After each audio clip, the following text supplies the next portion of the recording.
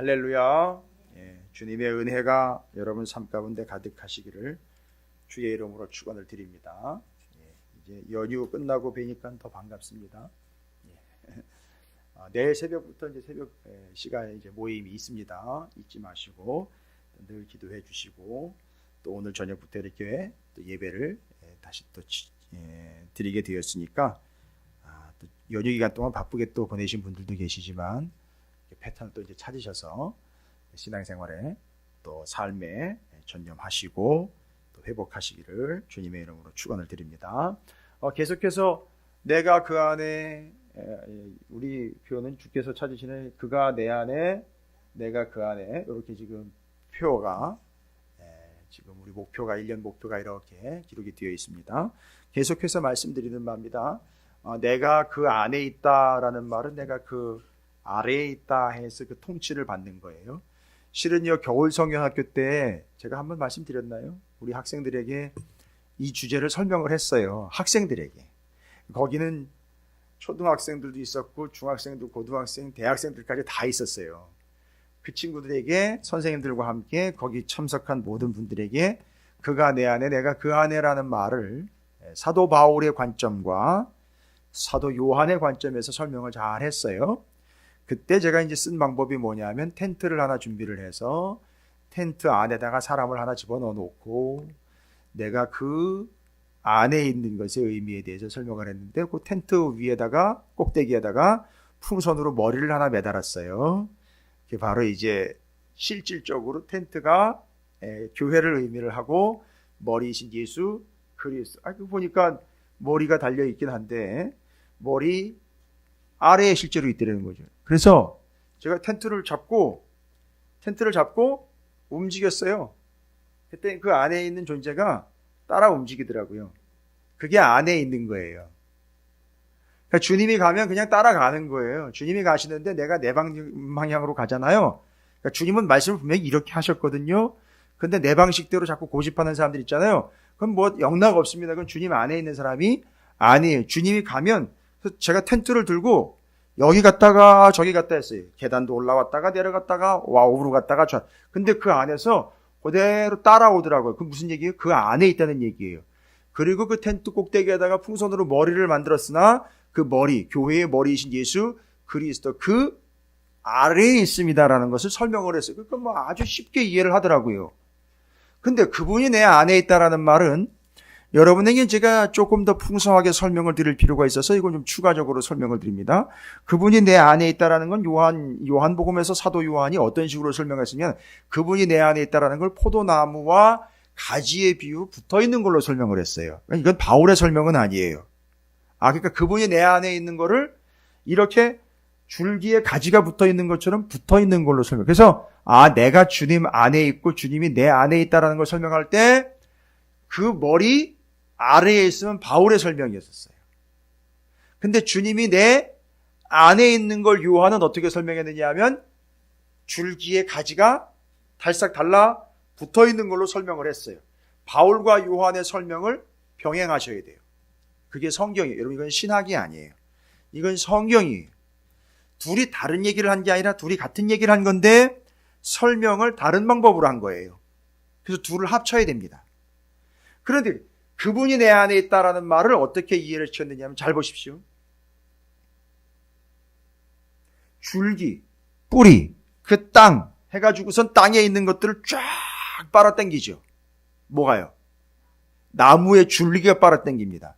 그러면 그 줄기를 쭉 빨아당기는 걸 어떻게 하느냐 하면 가지로 쭉쭉 보내줍니다. 이게 뭘 얘기를 하느냐 하면 그분이 내 안에 있다라는 말은 잘 들으십시오. 중요한 얘기입니다. 이건 경험하지 못하는, 그러니까 신앙생활을 해도 이걸 못 경험하는 분들이 있어요.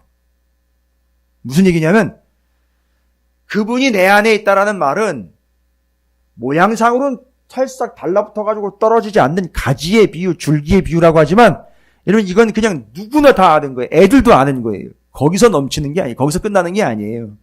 이걸 실제로 경험을 하느냐에 못하냐의 차이거든요. 무슨 얘기냐면 그 뿌리를 통해서 줄기로 쭉 올라온 물, 영양분, 미네랄, 모든 성분들이 다 어디로 들어가느냐 하면 가지로 들어가요. 그분이 내 안에 있다라는 말은 뭔지 아세요? 그분 안에 있는 게 내 안으로 들어온다는 얘기예요. 그럼 주님 안에 있는 게 뭐냐? 분명히 성경에서 얘기합니다. 요한복음은 주님 안엔 생명이 있다 그랬어요. 그러면 그 주님 안에 있는 생명이 누구한테 온다는 얘기냐면 나한테 온다는 거예요. 그래서 그분이 내 안에 있다는 거예요. 잘 보십시오. 다시 한번요. 줄기, 가지에 있는 게 줄기로 가지 않아요. 그렇죠. 줄기에 있는 게 가지로 갑니다. 분명히 성경은 뭐라고 얘기하면 그 나무가 주님이라 그랬고 그 가지가 우리라 그랬어요. 그래서 그분이 우리 안에 있다라는 말은 들락날락의 개념이에요. 그분 안에 있는 게 우리 안으로 계속 들어오더라는 거예요. 그러면 어떻게 해야 된다? 그렇죠. 붙어 있어야 되는 거예요. 여러분, 이 표현을 좀 이해하십시오. 우린 정말이지 우리는 주님의 등에 빨대 꽂고 사는 사람들이에요. 이해가 되십니까? 이해가 되시죠? 주님의 등에 빨대 꽂고 사는 사람들이에요. 주님에게 있는 것이 내게로 온단 말이에요. 근데 이 주님은 무엇인지라? 잘 보세요. 주님은 생명이신지라. 또요. 주님은 생명이신지라. 또 주님은 빛이신지라. 예. 빛 치읓 쓰셔야 돼요. 지읒 쓰시면 안 돼요. 주님은 내게 빛이라. 아니에요. 갚을 빚을 얘기하는 게 아니라 빛, 치읓. 그 다음에 또 주님은 말씀이시라. 또 주님은 예? 진리이시라. 또 주님은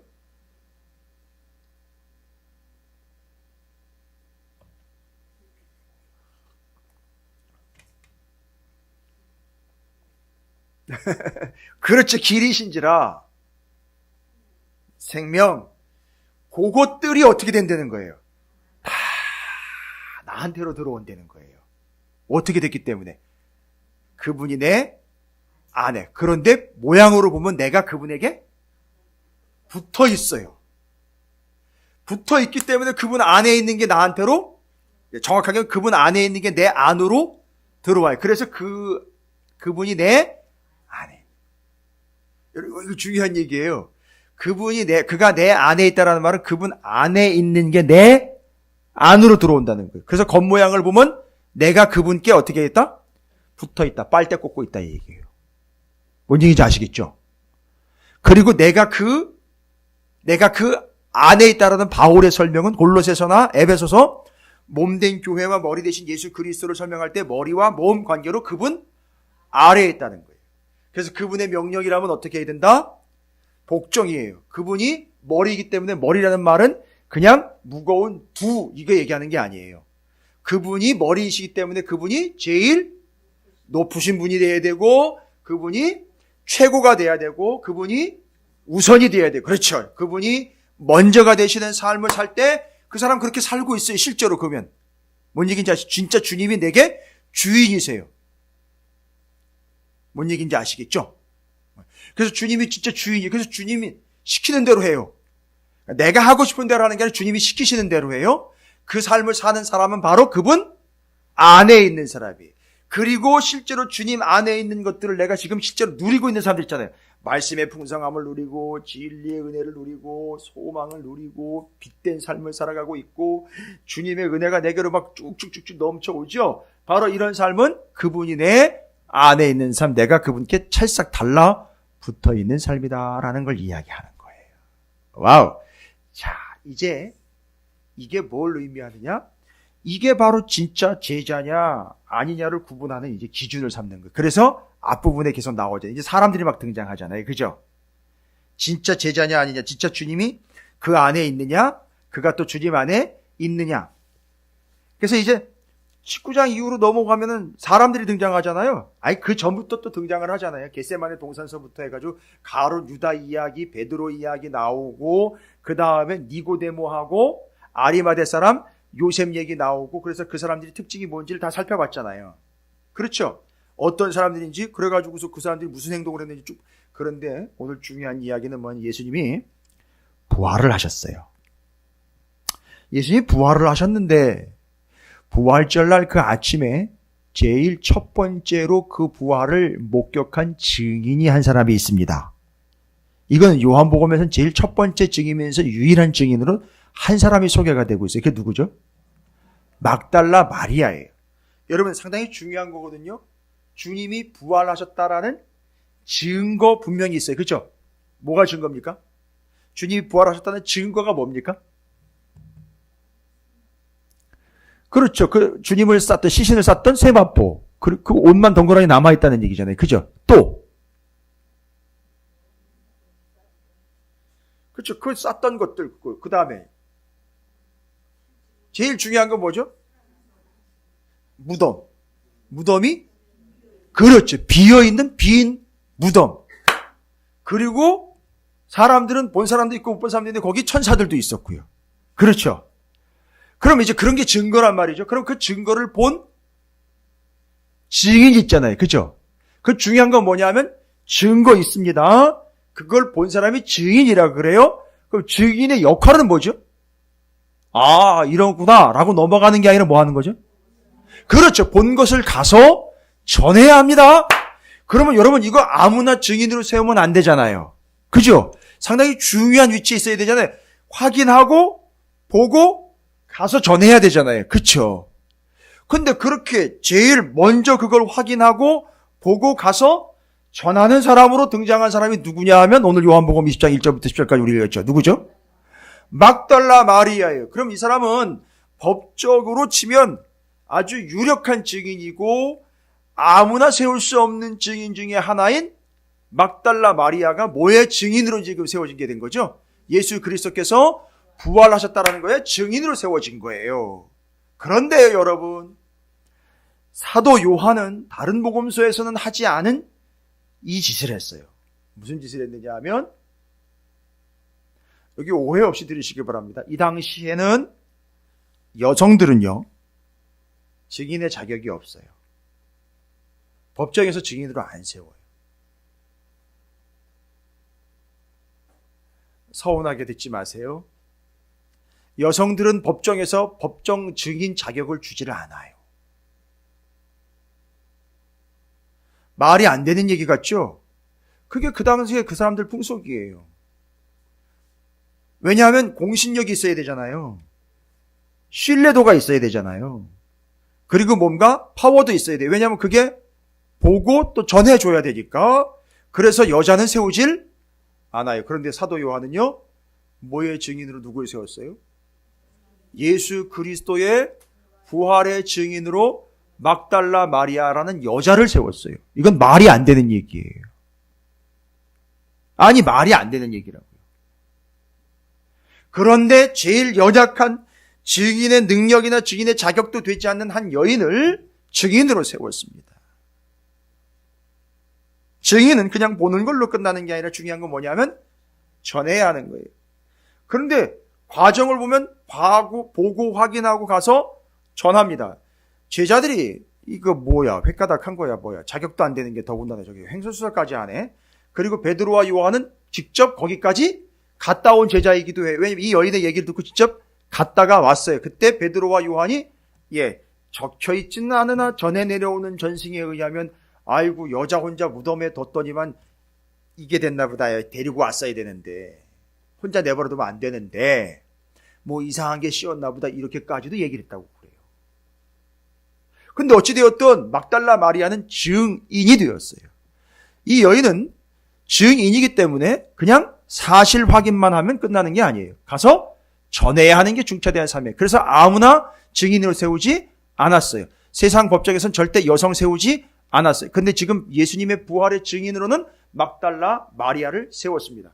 여러분 잘 보십시오. 이 모습이요, 보고 확인하고 가서 전해요. 누구랑 닮아 있는지 아세요? 지금? 와우, 감사합니다 권사님. 맞아요. 사마리아 여인, 운물가의 사마리아 여인과 똑같이 닮아 있어요. 지금 그 여인도 주님과 만나서 주님과 대화를 나누고 난 다음에 가서 동네에 가서 전했어요. 예수를 전했습니다. 그래서 사람들이 믿게 되었어요. 지금 그 구조랑 똑같지요. 됐습니까? 여러분, 이건 여자냐 남자냐를 얘기하려고 하는 게 아니에요. 부활절날 첫 증인으로 여성인 막달라 마리아가 세워졌습니다. 세상에서는 법정에 세우지도 않는 아주 연약한 여인이고 증거가 불충분한 존재예요. 증거의 효력이 없는 사람을 증인으로 세웠어요. 여러분, 여자냐 남자냐를 얘기하는 게 아닙니다. 본문이 얘기하려고 하는 건 뭘까요? 진짜 증인의 자격을 얘기하려고 하는 거예요. 증인이 되려면 어떤 자격을 갖춰야 되냐, 이걸 얘기하는 거지. 남자냐 여자냐를 얘기하려고 하는 게 아니에요. 제가 지금부터 중요한 얘기 딱 하나만 드릴게요. 이 복잡해가지고 신학적으로 들어가면 아주 골치 아프니까. 그렇다고 제가 신학을 우습게 보는 게 아니에요. 신학이 있어야 돼요. 그건 분별해내야 되는데 좀 필요한 부분이지만 아주 성경보다 신학이 앞서서는 안 되는 거기 때문에 제가 신학을 얘기를 안 드리는 거지. 제가 말씀 나누며 전하는 거에 대한 모든 것들은 신학이 다 바탕이 되어 있어요. 신학이 없으면 안 돼요. 그런데 막달라 마리아라는 여인을 첫 번째 증인이 제일 중요한 증인으로서 여성들은 세우지도 않는 증인을 세워가지고 예수 그리스도의 부활을 증거하게 했다? 무슨 얘기냐? 여자냐 남자냐를 얘기하는 게 아니라는 걸 지금 제가 몇 번씩 얘기하고 있어요. 그러면 여자냐 남자냐를 넘어서 진짜 증인의 자격은 뭐가 증인의 자격이냐 이거예요. 누가 자격이 되느냐 이걸 얘기를 하려고 한다는 이 본문은. 그렇죠. 목격자예요. 그게 누가 진짜 증인이냐 이걸 얘기를 하려고 하는 거예요. 그러니까 단순히 이게 본 사람이 얘기해야 되는 거냐? 아니요. 지금 정확하게 앞에서 지금 아리마대 사람 요셉이라든지 그 다음에 니고데모라든지 요한, 베드로 많은 사람들 이야기가 나왔어요. 그것까지 다 포함을 하셔야 돼요. 또한 오늘날 우리에게까지 적용을 해서 진짜 증인은 누구냐? 누가 증인이 되는 거냐? 요거예요. 요거 얘기하려고 하는 거예요. 그래서 막달라 마리아라는 이 여인의 막달라라는 호칭이 관심의 대상이 됐어요. 고민 안 해보셨죠? 마리아라는 이름은 마리아라는 여인의 이름이에요. 그런데 막달라라는 호칭이 붙어버렸어요. 그게 막달라는 호칭이 뭐냐 이거예요. 여러분 요거는 제가 좀 진지하게 여러분하고 좀 나눌 필요가 있을 것 같아요. 뭐 연휴 기간 동안에 떡국도 든든하게 드셨겠다. 좀 오늘은 떡이 곤두서는 이야기가 좀 되더라도 좀 이해를 좀 하셔야 될 것 같아요. 도대체 막달라라는 말은 무슨 뜻일까? 아니 그럼 성경에요? 성경에 여러 사람들 이름을 내게 할 때 앞에 뭐가 붙는 사람들 있잖아요.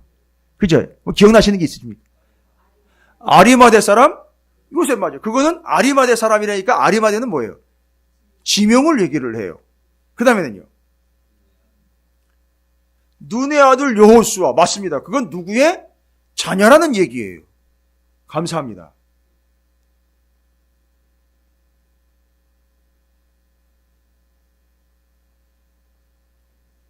그게 다인가요? 시몬 베드로예요. 근데 이 시몬 베드로는 원래 이름이 시몬이고 베드로 페트라 반석이에요. 그럼 이건 동네 이름은 아니, 그죠?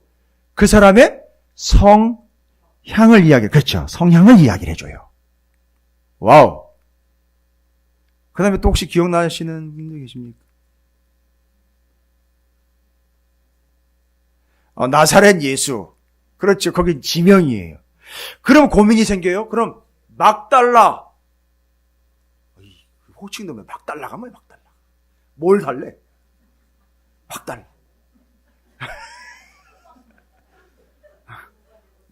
막무가내로 달래. 막 달려? 주일날 아침에, 그 부활절날 아침에 그냥 무덤으로 막 달려갔다 그래서 막 달라니까요? 그래서요, 제가 조금 이제 여기서 이제 인용이 좀 필요합니다. 연구도 필요하고. 그래서 학자들이 이걸 고민을 했어요. 막달라라는 표현은 도대체 뭘까? 그러면 막달라라는 표현은 아마 둘 중에 하나일 거다. 뭐냐면, 아까 시몬 베드로처럼 반석 시몬 뭐 이런 얘기처럼, 우레의 아들 뭐 이런 식으로 하는 것처럼요. 그렇죠? 그것처럼 첫 번째 무언가 그 여인의 성향을 얘기를 해주는 거. 아니면 흔한 거 뭐예요? 어디? 그렇죠. 가롯 유다. 지역 출신이라 해서 그 지역을 이야기하는가 했더니만 막달라라는 지역이 있나 봤더니 성경에 없어요. 이거 살펴보니까 없더라는 거예요. 막달라라는 지역은 없더래요.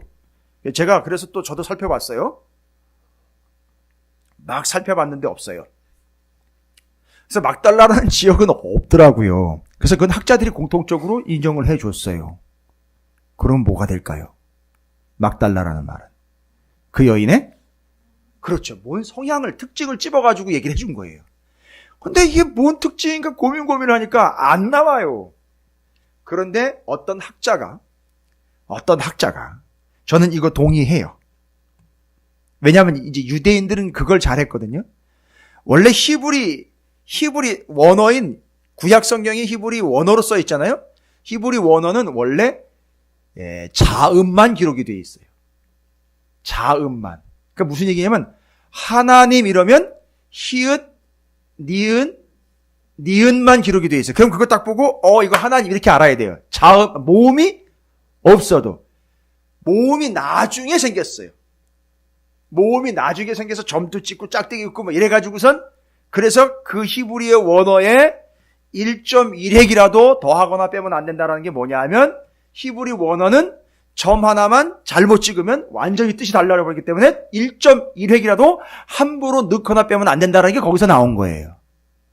그래서 나중에 모음을 붙여버려요.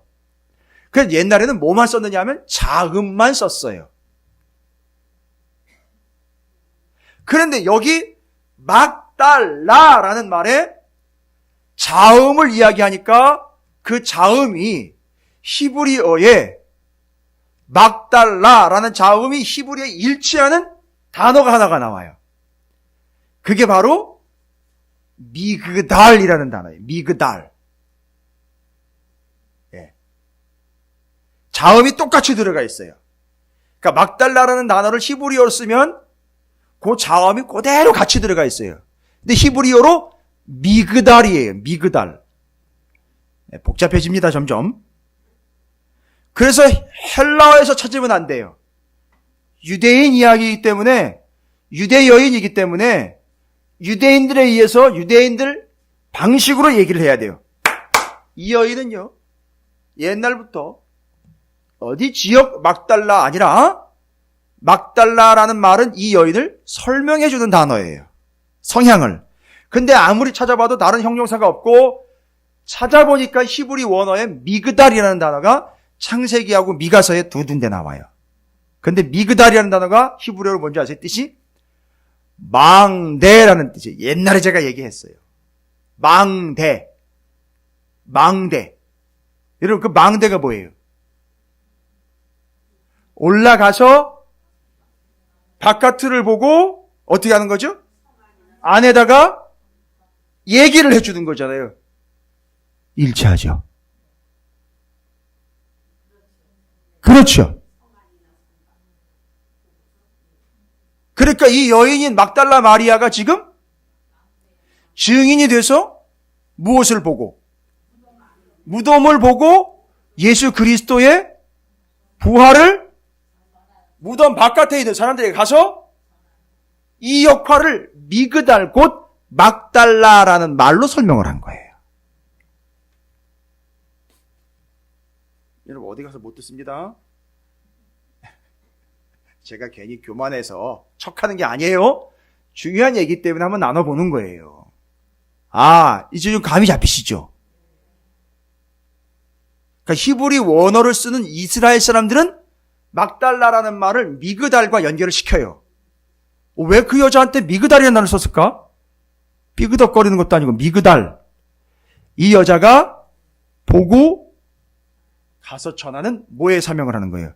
증인의 사명을 감당하는 거예요. 그래서 망대에서 망을 보고 있다가 어디 바깥을 보고 상황을 이야기를 하는데 어디다가 안에다가 얘기를 해주는 거잖아요.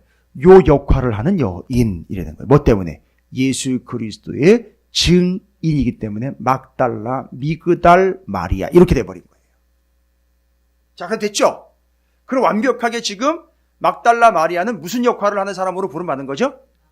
증인의 역할을 감당하라고 부름받은 거예요. 근데 이 여자가 왜 증인의 역할을 모임에도 불구하고 여자임에도 불구하고 그 당시의 풍속으로는 절대 여성들은 증인으로 세우지 않음에도 불구하고 왜 사도 요한은 이 여인이 막달라 마리아가 성경도 보면은요 그런 표현도 안 나와 있어요. 이 막달라 말을 되게 부정한 여인으로 소개를 해요. 심지어는요. 막달라 마리아를 상당히 부정한 여인으로 소개를. 그러니까 교회 전통에 의해서 이 여인을 아예 부정한 여인으로 취급을 해왔었어요, 쭉. 그러다 보니까 더군다나 이 여인은 뭐에 효력이 없어요. 증인의 효력이 없는 여인으로 그냥 전락이 돼버렸어요. 근데 요한은 이 여인이 진짜 증인이라고 얘기를 하는 거예요. 야, 이게 뭘까? 그러면 여자가 됐든 남자가 됐든 애가 됐든 어른이 됐든 누가 됐든 이건 보여지는 모습인 여성 남성으로 지금 증인이냐 아니냐를 따지는 게 아니라는 거예요. 이 여자는 자격이 된다는 거예요. 그래서 아예 미그달 막달라라는 표현까지 붙었어요. 그러면 뜻이 뭘까? 왜 이 여인은 그렇게 증인이 될 수 있었을까? 두 가지예요, 여러분. 이게 성경을 이제 통으로 봐야 돼요. 그런데 다른 복음서에서는 막달라 마리아에 대해서 자세하게 설명을 안 해요. 근데 요한만 자세하게 막달라 마리아에 대해서 여러 번 설명을 합니다. 뭔가 의미가 있는 거예요. 이 여인과 요한이 각별한 관계이기 때문이 아니라 이 여인의 역할이 상당히 중요한 역할이에요. 주님 살아계셨을 때에는 별로. 그러나 부활하시고 난 다음에 그 부활의 증인으로 선택이 됩니다. 두 가지예요. 여러분, 저는 이제 오늘 우리가 뭘 얘기하려고 하면 우리가 그냥 우리만 보고 우리만 듣고 끝내버리고 입 쓱 닦는 그런 존재가 아니잖아요. 우리가 바로 뭘 살아야 되냐면 땅끝까지 이르러 내 증인이 되라고 말씀하셨거든요. 그 증인의 삶을 살아야 되는데 증인은 아무나 되는 게 아니에요. 아무나 되는 게 아닙니다. 막달라 마리아와 같은 사람이 되는 거예요. 근데 본문에서는 막달라 마리아가 어떤 여인이냐? 추적해야 됩니다. 본문을 두 군데를 추적하셔야 됩니다. 여러분, 마가복음 15장 40절로 한번 가보겠습니다. 마가복음 15장 40절. 이게 지금 초창기에 마가를 통해서 소개가 되고 있는 막달라 마리아입니다. 마가복음 15장 40절입니다.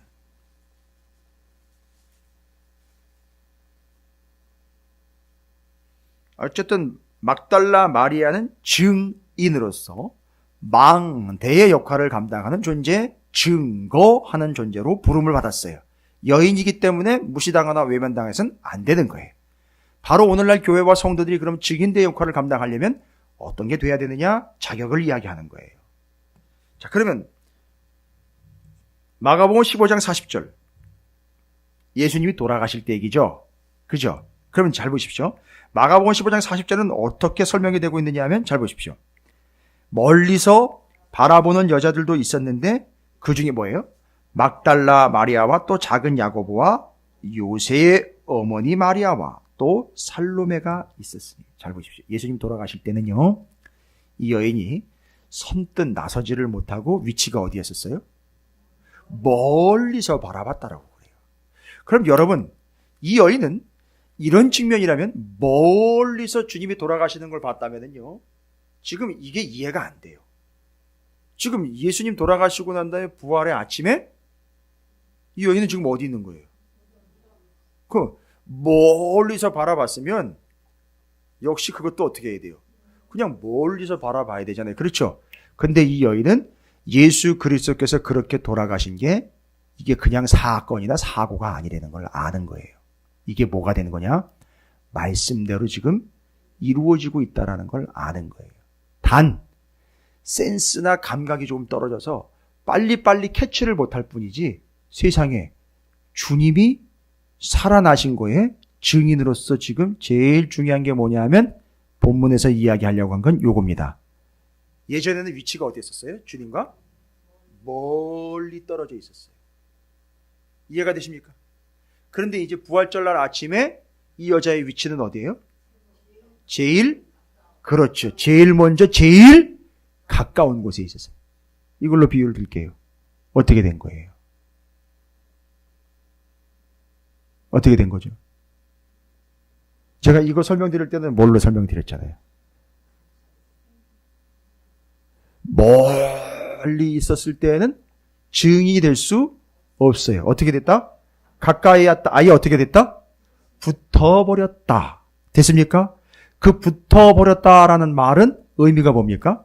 내가 그 줄기에 붙어버렸다는 거니까 그가 내 안에. 됐습니까?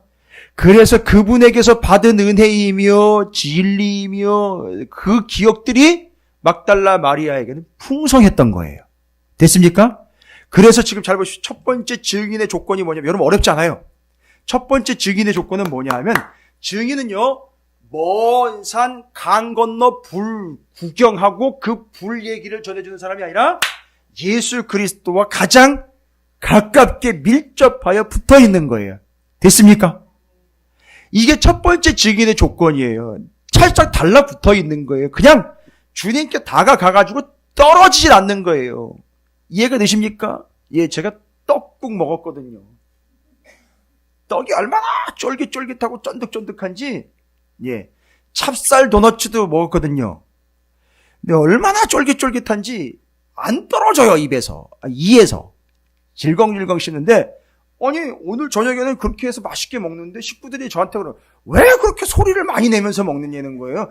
아니, 내가 소리를 내는 게 아니라 하도 쫄깃쫄깃하니까 씹다 보니까 이게 질끈질끈 소리가 막 나는데 안 떨어지는 걸 어떻게 해?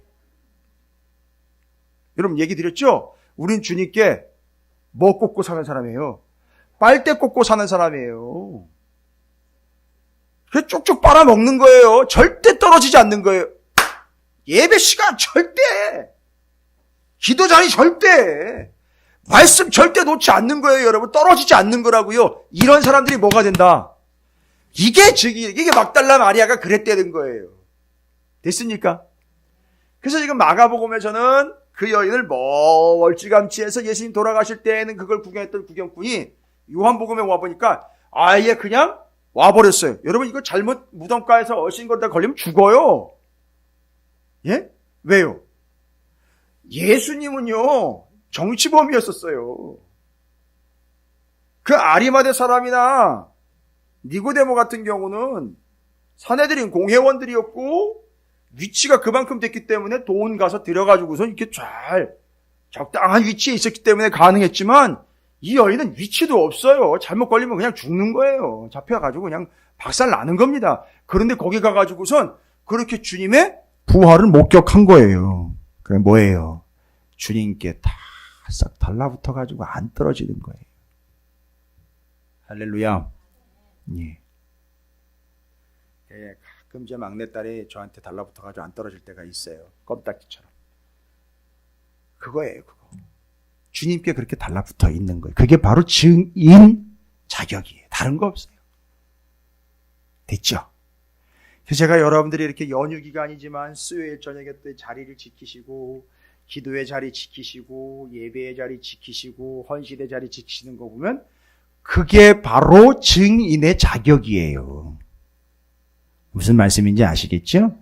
달싹 달라붙어 있는 거예요. 달라붙어 있다는 얘기는 그분 안에 있는 게 내 안으로 다 들어온다는 얘기예요. 할렐루야. 그렇게 주님 죄송합니다. 표현을 제가 좀 잘못했어요. 주님께 빨대 꽂고 사세요. 아시겠죠? 예. 요즘에는 교회와 성도들에게 빨대 꽂고 사는 그릇된 사꾼 목자들이 많아가지고 걱정이긴 한데 그런 거 말고요. 여러분은 주님께 빨대 꽂고 사세요. 빨대 꽂으면 어떻게 돼요? 어떻게 돼요? 빨대 꽂고. 방법이 없잖아요. 빨대를 꽂았으면은요. 여러분 빨대가 뭐 40cm, 50cm 돼요. 예? 빨대가 짧잖아요. 그죠? 빨대 꽂으면 어떻게 된다는 이거. 꽂고 빨대로 쭉쭉 빨아든다는 얘기는 어떻게 되는 거예요? 가까이 간다는 거 아니에요. 들러붙는 거 아니에요. 그렇죠? 할렐루야. 예. 이게 증인의 첫 번째 자세예요. 이게 첫 번째 요건이에요. 항상 그 주님께 달라붙어 있는 그 사람이 증인. 그 막달라 마리아가 그래서 주일날 아침에 거기 가가지고 그렇게 붙어 있었던 거예요. 그게 첫 번째 자격으로 얘기된 거예요. 그 다음에는요, 잘 보시면요. 누가복음 8장으로 한번 가보십시오. 누가복음 8장.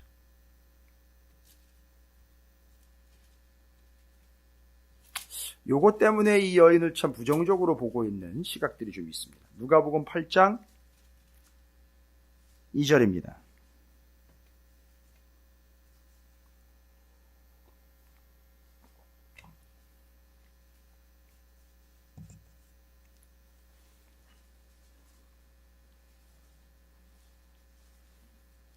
자, 누가복음 8장 2절입니다. 여러분, 제가 여러분과 지금 나누고 있는 말씀들은요, 성경을 지금 통으로 보면서 흐름으로 잡아드리고 근거로 미그달이라는 단어는 좀 신학적이면서 성경적인 역사적인 배경이 좀 필요한 부분이지만 이게 연결이 되면서 쉽게 어렵지 않게, 그래서 왜 막달라 마리아가 여인임에도 불구하고 증인의 반열에 서서 예수 그리스도의 부활을 제자들에게까지 가서 증거할 수 있게 되었느냐, 이걸 얘기를 드리는 거예요. 제자들도 소용없어요. 왜요? 뭐 하지 않으면. 그렇지요. 가까이가 있지 않으면 소용없는 거예요. 뭔 얘기인지 아시겠죠? 그 다음에 8장 2절입니다. 누가복음 8장 2절은 뭐라고 나와 있습니까?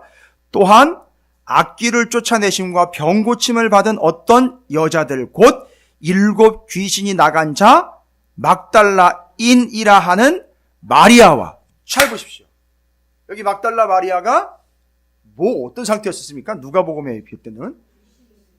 근데 그 귀신이요. 그러니까 예전에 어떤 여인이었던 거죠, 그게? 몇 귀신이요?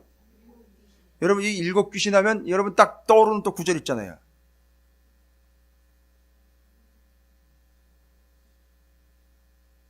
일곱 길로 도망 나간 귀신. 근데 이놈의 귀신이 뭘 찾아요? 물 없는 곳. 여기서 왜 물이 없느냐? 물은 물은 생명수잖아요. 생명수로 찾다는 얘기거든요. 생명수에는 귀신이 빠져 죽어요.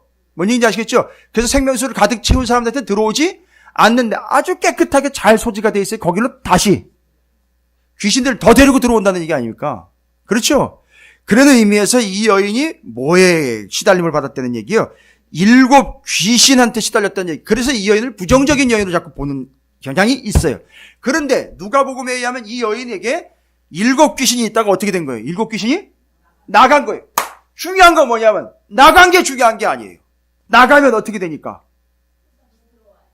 그렇죠. 나가는 순간 여기가 비니까 뭘 채우느냐가 중요한 거잖아요. 그래서 이 여인은 그렇게 주님이 쫓아내 주시고 이 안을 온통, 그렇지요, 주님으로 말씀으로 채운 거예요. 됐습니까? 아, 막달라 마리아 멀리서 바라보다가 점점 더 어떻게 했다? 주님께 더 가까이 밀착되어 버렸다. 그 다음에는요, 7 귀신이 지배했던 옛날 7 귀신 나가고 그 빈자리를 뭘로? 예수 그리스도의 은혜와 말씀과 진리로 가득 채웠다. 그래서 이 여인이요, 증인이 될 수 있었다. 됐습니까? 지금 제가 다 설명드렸잖아요. 그래서 이건 뭐예요? 그 안을 예수 그리스도로 가득 채워. 그리고 주님께 달싹 달라 붙어 있어. 이게 지금 무슨 원리, 무슨 원칙으로부터 계속 설명되는 거죠. 그가 내 안에, 내가 그 안에 원칙이 계속. 그러니까 막달라 마리아, 이 여인이야말로 진짜 어떤 여인이라는 거죠?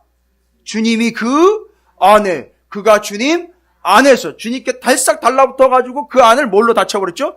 예수 그리스도로 꽉 채웠기 때문에 그냥 복된 존재가 아니라 이 사람에겐 사명이 주어졌다는 거죠. 무슨 사명입니까? 예수 그리스도를 증거하는 증인의 삶을 살게 됐다는 거죠. 됐습니까? 이 여인이요, 한낱 여인이요, 증인도 찾기 되지도 않은 그 여인이 예수 그리스도의 부활의 증인이 됐어요. 잘 보십시오. 왜 부활의 증인이 중요하냐 하면 20장, 우리가 오늘 10절까지 읽었죠?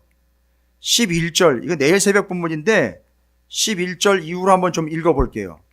마리아는 다시 왔어요. 무덤으로 다시 왔습니다. 갔다가 다시 왔습니다. 무덤 밖에 서서 울고 있더니 그 울면서 구부려 무덤 안을 들여다보니까 뭐예요? 흰 옷 입은 이건 제자들은 못 봤어요. 앞에 제자들은 못 봤어요. 막달라 마리아가 봤습니다. 천사가 예수의 시체 뉘었던 곳에 하나는 머리편에 하나는 발편에 앉았더라. 그러니까 이 천사들은요, 누구 때문에 기다리고 있었냐면 마리아 때문에 기다리고 있었던 거예요. 천사들이 이르되 뭐래요? 여자여 어찌하여 우느냐? 이르되 사람들이 내 주님을 옮겨다가 어디 두었는지 내가 알지 못함이니이다. 이 말을 하고는 어떻게 해요? 뒤로 돌이켜 예수께서 서 계신 것을 보았으나 예수이신 줄을 왜 몰랐어요? 아니, 그렇게 가까이 가고 주님을 꽉 쳤는데 왜 몰랐습니까?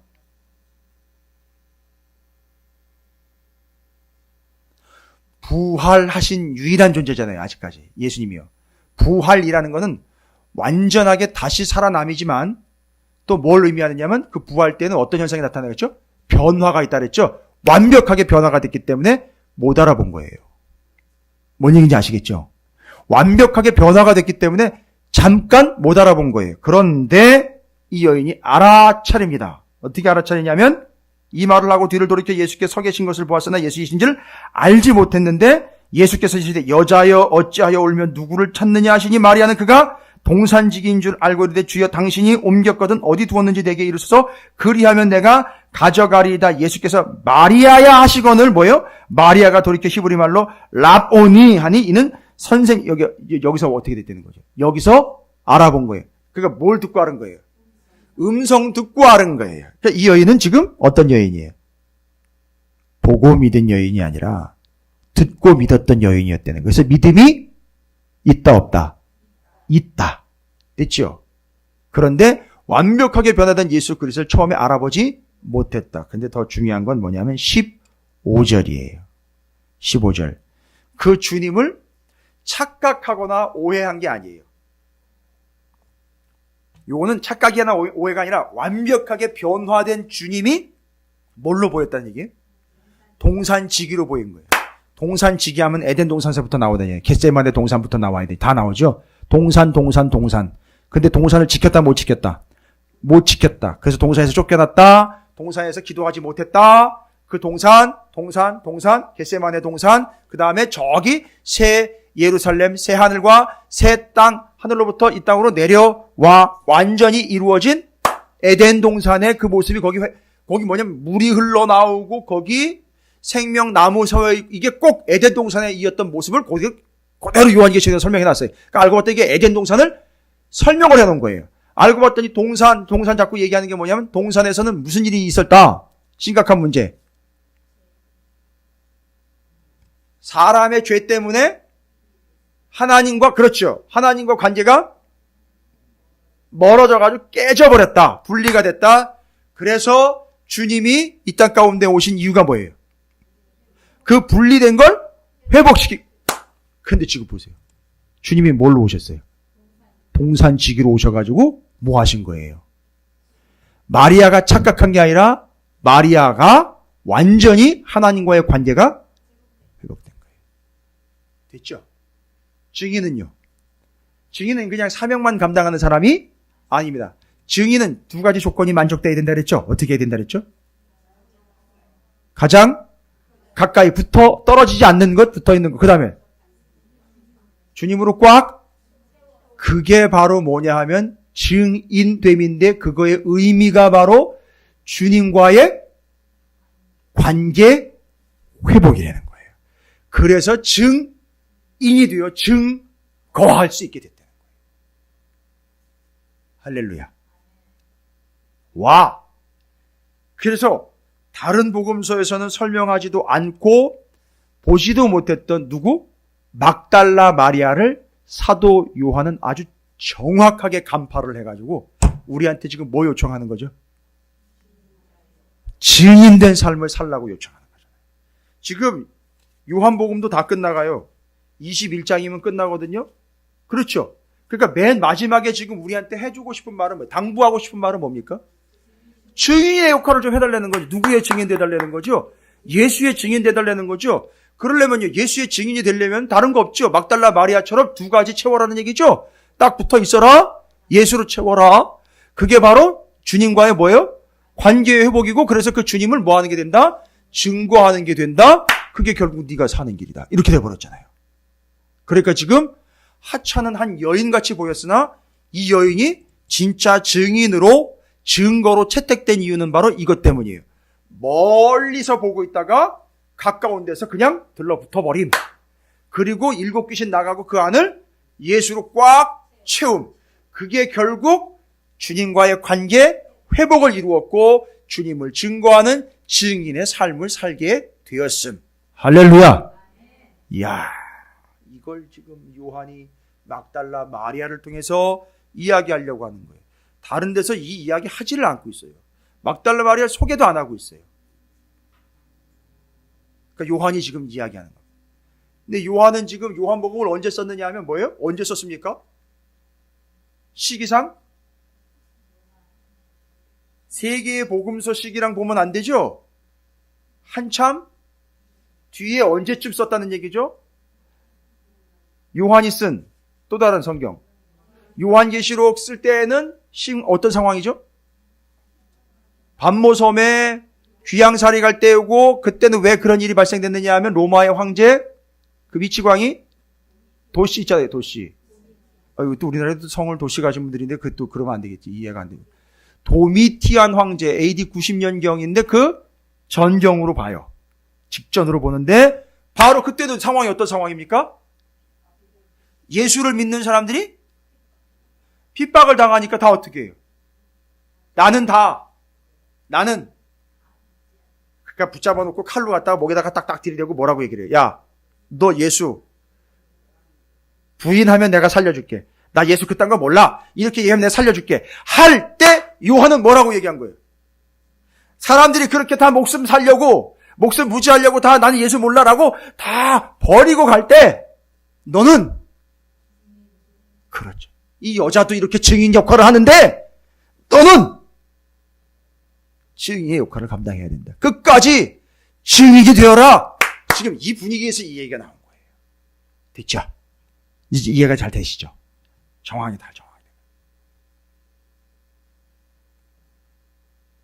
그래서 딱 오늘 포인트는 하나잖아요. 우리 찾으시는 교회와 사랑하는 성도들이 다 이 시대에 그렇죠. 그래서 막달라 마리아 하면 미그달, 망대, 망보는 자, 증언하는 자, 증인. 왜 그가 증인될 자격을 갖췄느냐? 찰싹 달라 붙어 있었고 주 예수 그리스도를 가득 채워서 주님과의 관계가 회복된 자이기 때문에 그 주님을 증거하는 자가 될 수 있었음. 할렐루야. 그 우리 교회가 뭐 해야 되는지 이제 아시겠죠? 민족의 교회들이 지금 뭐 해야 되는지 아시겠죠? 뭐 해야 된다는 거죠? 주님과의 관계 회복을 위하여 두 가지 정확하게 해줘. 막달라 마리아처럼. 그렇죠? 그렇죠. 주님을 더 가까이 가게 해 드려야 되잖아요. 그죠? 그 다음에 주님으로 가득 채워야죠. 말씀이잖아요. 그분이. 진리잖아요. 그래서 채워야 되죠. 그렇게 되면 그들이 무슨 삶을 살 수 있다? 주님과의 관계 회복이 이루어지고 증인으로서 주님을 증거하는 삶을 살 수 있다는 얘기. 할렐루야. 또 막달라 마리아 이제 또 우리가 또 주제가 되어버립니다. 막달라 마리아. 옆에 있는 분 이렇게 축복하도록 하겠습니다. 당신이 이 시대의 막달라 마리아입니다. 라고 축복하시기 바라겠습니다.